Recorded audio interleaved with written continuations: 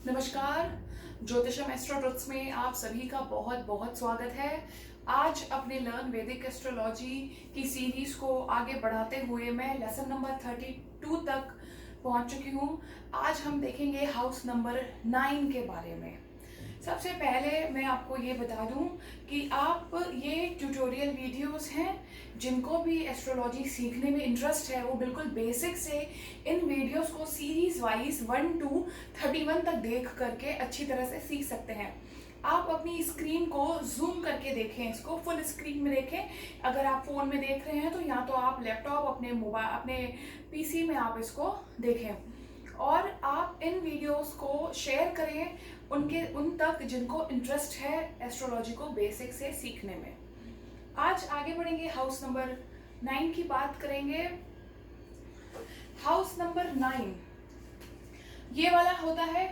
House number 9 1 2 3 4 5 6 7 8 9 हम यहाँ तक पहुंच चुके हैं। ये हाउस नंबर 9 है।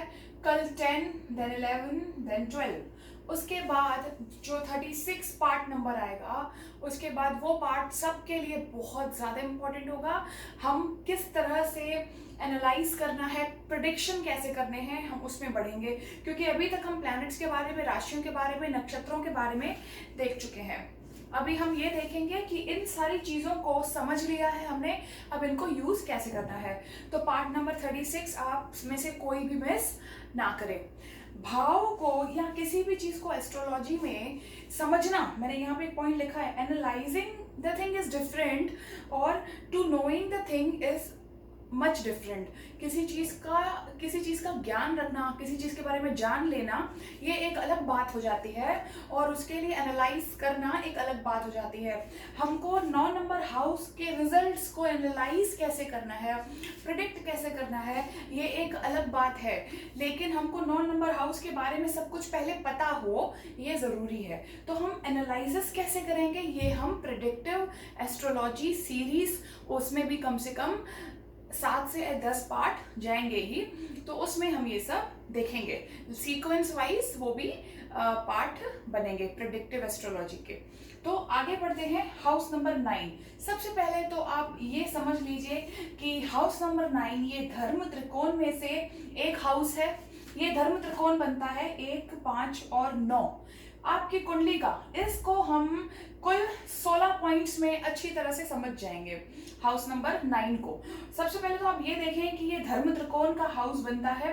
ये कुंडली का सबसे ऑस्पिशियस हाउस होता है, सबसे स्ट्रॉन्ग हाउस होता है, सबसे पॉजिटिवली स्ट्रॉन्ग हाउस होता है और सबसे ज्यादा शुभ भाव इसको बोला जाता है। कहते हैं कि भाग्य स्थान अगर मजबूत है, आपका भाग्य मजबूत है, तो आप हर चीज से लड़ सकते हैं। ठीक है, तो ये वाला हाउस इंपॉर्टेंट है बहुत ही ज्यादा आपके फेम के लिए, नेम के लिए, हर एक चीज के लिए आपकी लाइफ में। आगे बढ़ेंगे, धर्म त्रिकोण, जैसा कि मैंने आपको बताया। अभी यहाँ पे सीरीज देखिए, ये वाला हाउस स्ट्रॉन्ग है, यहाँ पे मैंने एस लिखा है, ये स्ट्रॉन्ग है, ये वेरी स्ट्रॉन्ग है। सीक्वेंस बता रहे हैं, ये सबसे ज्यादा इंपॉर्टेंट हाउस हो गया और ये स्ट्रॉन्ग हो गया। धर्म त्रिकोण के सीक्वेंस में ये स्ट्रॉन्ग हो गया, ये बहुत ज्यादा स्ट्रॉन्ग हो गया, ये सबसे ज्यादा स्ट्रॉन्ग हो गया। 9 नंबर हाउस सबसे ज्यादा स्ट्रॉन्ग हाउस बोला जाता है। सेकेंड में अगर हम आगे बढ़ते हैं, कारक प्लैनेट, इसका कारक प्लैनेट जो है वो जुपिटर बनते हैं। इसके कारक प्लैनेट जुपिटर बनते हैं, बट सूर्य भी बनते हैं, क्योंकि यहां से हम फादर को भी देखते हैं।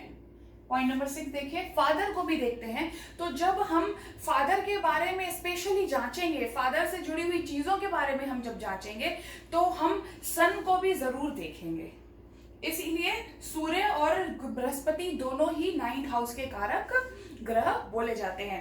कारक ग्रहों को ध्यान रखना बहुत इंपॉर्टेंट होता है और लॉर्ड तो वही बनेंगे जो राशि यहाँ पर बनेगी। मान लीजिए ये मैंने हाउस का सीक्वेंस डाला है, 9 नंबर घर है, ये पहला नंबर घर है। अगर मान लीजिए यहाँ पे 3 नंबर राशि पड़ी है, तो यहाँ पे 4 पड़ी होगी, 5, 6, 7, 8, 9, 10 और ये 11। तो ये 11 नंबर राशि अगर आपके भाग्य स्थान में आ जाती है, 9वें भाव में आ जाती है अगर, तो इसके जो स्वामी बनेंगे वो शनि देवता बनेंगे। तो आपके भाग्येश वो शनि देवता बनेंगे। इस कुंडली के 9वें भाव के जो राशि पड़ी है 9वें भाव में, उसके जो लॉर्ड होंगे उसको आप भाग्येश भी बोल सकते हैं। क्यों? क्योंकि ये भाग्य का स्थान भी है। आपका भाग्य, आपका फॉर्चून हम यहाँ से देखते हैं, आपका लक हम यहाँ से देखते हैं, आपका लक फैक्टर हम यहाँ से देखते हैं। सेकेंडरी ओके, धर्म त्रिकोण तो ये है ही। अभी धर्म से बंदा कितना धार्मिक होगा, स्पिरिचुअलिटी की तरफ बंदा कितना ज्यादा स्पिरिचुअलिटी की तरफ होगा, बंदा कितना आस्तिक होगा, बंदे को भगवान में कितना विश्वास होगा, तीर्थ यात्राएं, बंदे का भगवान की तरफ ध्यान, ये सब चीजें, बंदा कितनी तपस्या कर सकता है, ये सारी की सारी चीजें हम 9 नंबर भाव से देखते हैं। Next, higher education. यहां से ये हमारी हो गई बेसिक एजुकेशन, एकदम छोटी वाली। ये हमारी हो गई सेकेंडरी बेसिक एजुकेशन 5th, और ये हमारी हो गई extra ordinary education house.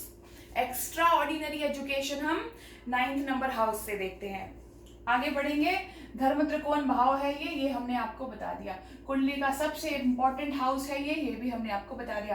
Teacher, गुरु, आपके टीचर, आपके बड़े, ये सब भी हम यहाँ से देखेंगे। आपको अपने बड़ों का साथ मिलेगा कि नहीं, आप उनकी कितनी रिस्पेक्ट करते हैं, आपके टीचर के साथ कितनी बनेगी, आप अपने टीचर की कितनी रिस्पेक्ट करते हैं, आपका टीचर आपका उतना साथ देता है कि आप आगे बढ़ पाए। ये सारी चीजें टीचर से जुड़ी हुई सवालों का जवाब भी हम 9वें नंबर भाव से देखेंगे। Point number 10, long distance journey. यहाँ ये पराक्रम भाव है, भाव नंबर 3। यहाँ से हम शॉर्ट टर्म ट्रैवल देखते हैं। भाव नंबर 8 से हम फॉरेन ट्रैवल देखते हैं। लेकिन जो लॉन्ग जर्नी होती हैं और तीर्थ यात्राएं भी होती हैं, वो भी हम 9 नंबर भाव से देखते हैं। आपकी यात्रा सफल होगी कि नहीं, कोई रुकावट तो नहीं आ जाएगी, ये भी हम 9वें नंबर भाव से ही देखेंगे। अगर आप अपने बिजनेस के सिलसिले में बहुत दूर जाना चाहते हैं और बहुत लंबे समय के लिए जाना चाहते हैं, तो क्या आपको उसमें सफलता मिलेगी कि नहीं मिलने वाली है, वो भी हम 9वें नंबर भाव से देखेंगे। ये भी कहा जाता है भाव नंबर 16। आइए पॉइंट नंबर 16 देखें, माफ कीजिएगा, पॉइंट नंबर 16 देखें। यहाँ पे मैंने देखा है दशा ऑफ भागेश, यानी कि जब भी आपके पूरी जिंदगी में भागेश की दशा आ गई तो आपके 4 चांद लगने चाहिए। मगर कंडीशंस लगेंगे ही, मैंने क्यों नहीं बोला, लगने चाहिए मैंने इसीलिए बोला क्योंकि हमको इस भाव पर पड़े हुए ग्रह, इस भाव का एनालिसिस, इस भाव के कारक का एनालिसिस और इस भाव के अधिपति का एनालिसिस करना पड़ेगा। उसके बाद हम ये पता लगा सकते हैं कि ये भाव कितना स्ट्रॉन्ग है, कितना वीक है। बहुत सारी कंडीशंस हैं। इस भाव के रिगार्डिंग आपको षडबल देखना पड़ेगा। उसके बाद आप प्लैनेट्स का षडबल भी आप देखेंगे। आप इस भाव को अष्टक वर्ग टेबल में भी देखेंगे कि कितना स्ट्रॉन्ग है। आप नवमांश कुंडली में भी इसको जज करेंगे। लेकिन बेसिक क्या है, सबसे पहले आपको ये देखना पड़ेगा कि इस भाव के भावेश और कारक प्लैनेट सबसे इंपॉर्टेंट रोल प्ले करते हैं।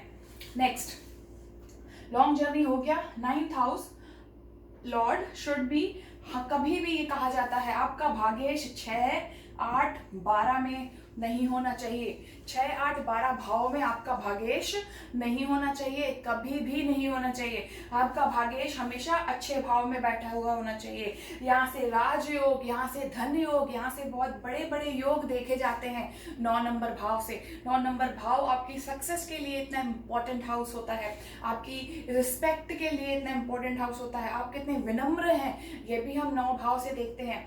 कई बहुत सारी चीजें हैं, मैंने सिर्फ 16 पॉइंट्स के बारे में यहाँ पर मैं आपको बता रही हूँ, लेकिन बहुत सारी चीजें 160 चीजों से भी ज्यादा हो सकती हैं अगर हम धीरे धीरे करके, लेकिन उन सब चीजों को समझने के लिए टाइम लगता है। प्रैक्टिस के साथ साथ आपको ये सारी चीजें आने लगेंगी। आगे बढ़ते हैं, पॉइंट नंबर 12 पे चलेंगे। एट द एंड आपको आखिरी में ये भाव हमेशा जरूर कुंडली का चेक करना चाहिए कि आपके कुंडली में अगर कुछ भी अगर ठीक ना भी हो, लेकिन ये वाला भाव आपकी कुंडली में ठीक होना चाहिए। नेक्स्ट, रेस्पेक्ट यानी कि मान सम्मान। अभी मेडिकल एस्ट्रोलॉजी की बात करें तो यहाँ से हम हिप्स और थाई रीजन अपने बॉडी पार्ट का देखेंगे, ठीक है। 15th नंबर में 9th हाउस लॉर्ड हमेशा स्ट्रांगली प्लेस्ड होना चाहिए। 9th हाउस लॉर्ड लग्न में हो या फिर पंचम में हो, ठीक है, केंद्र त्रिकोण में बैठा हो, उसके डिग्री का बलाबल बहुत अच्छा हो, उसके ऊपर किसी भी ग्रह की, किसी भी अशुभ ग्रह की दृष्टि ना हो। शुभ ग्रह कौन से हैं, अशुभ ग्रह कौन से हैं, ये हमने प्लैनेट्स में पीछे ऑलरेडी डिस्कस किया है। तो ये सब था 9th हाउस के रिगार्डिंग। अगर आपको इससे कुछ भी डाउट होता है तो आप मुझे जरूर इसके बारे में बताएं, ठीक है गाइस। आज का टिप ऑफ द डे देंगे फिर से शुक्र के बारे में।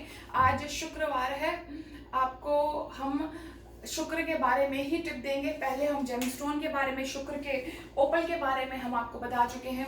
उसके बाद हमने आपको लक्ष्मी चालीसा के लिए भी बताया था। आज हम आपको बताएंगे कि शुक्र ग्रह जिम्मेदार होते हैं कुंडली में घर की कलह कलेश के लिए काफी हद तक।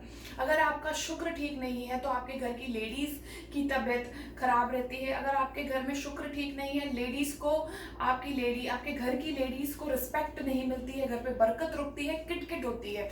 तो अगर ऐसा कुछ भी आपके घर में हो रहा है तो आप शुक्र पर ध्यान दें। घर के सदस्य एक दूसरे को चीनी खिलाएं, चीनी के दाने 2-3 खिलाएं। जब भी आपका खाना पूरा हो जाता है आप चीनी के 2-3 दाने एक दूसरे को खिलाएं, इससे आपस में प्यार बढ़ेगा, घर की किटकिट कम होती है। तो गाइज ये था आज का टिप ऑफ द डे। आपको वीडियोस में कोई भी डाउट हो तो आप नीचे कमेंट करें, आप दिए गए नंबर पर कॉन्टैक्ट करें। अगर आपको एस्ट्रोलॉजी की लर्न वैदिक एस्ट्रोलॉजी बैच में एडमिशन चाहिए तो भी आप उनको कांटेक्ट करें। आपको अपनी हॉरोस्कोप एनालिसिस करानी है तो भी आप मुझे कांटेक्ट कर सकते हैं। फिलहाल के लिए इतना ही, जल्द ही मिलते हैं नेक्स्ट वीडियो में। हम लेंगे हाउस नंबर 10 को अगले वीडियो में। थैंक यू सो मच, नमस्ते।